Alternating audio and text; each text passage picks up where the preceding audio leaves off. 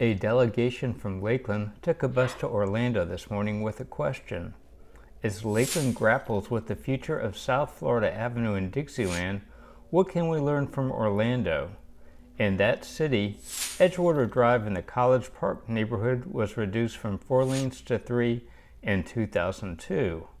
In Lakeland, state transportation planners have recommended taking South Florida Avenue from 5 lanes to 3 to increase safety and spur economic growth. Here is the City of Lakeland's Nicole Travis. The purpose for today's trip is really to take the influencers, our city commissioners, and commission candidates all over to Edgewater Drive, where they have done a road diet before and have 20 years of historical data on how did it work, if it didn't work, what was the crash data. First stop was a meeting with Orlando city officials who talked about what worked and what they learned.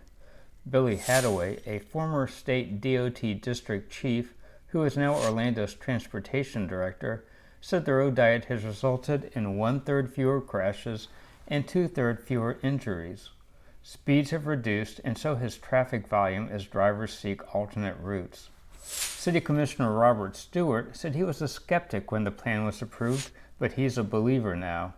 The 1.5-mile corridor now has 4 times as many restaurants, and property values have risen 12% along with home ownership. A skeptical Polk County Commissioner George Lindsay asked about ambulances. Where's that ambulance going to go? One of the benefits of having a three-lane cross-section is typically only used for turning movements, so the fire department and ambulances use the turn lane to get past. Do they use those turn lanes yes, now? Absolutely. Yes. They use the turn lanes. For CRA Director Travis, a major takeaway was making sure to protect side streets. But it was really nice and refreshing to hear the Orlando staff people saying, like, this is something that was really of concern. We had to put speed bumps in, and I think that we would pay a lot more attention to that level of detail and possibly call them back for some insights on how did they deal with those neighborhood roads. In the afternoon, the local delegation got a chance to walk a stretch of Edgewater. Lakeland City Commissioner Tiger Reed said the trip made him less skeptical about the project and that safety will be his biggest concern when the commission votes on the issue. The CRA's Travis reflected on a statement by Orlando Commissioner Stewart that he's more swayed by the people who live and work in College Park than the people who pass through on their way from downtown to Apopka. Do you want to be a city that people drive through?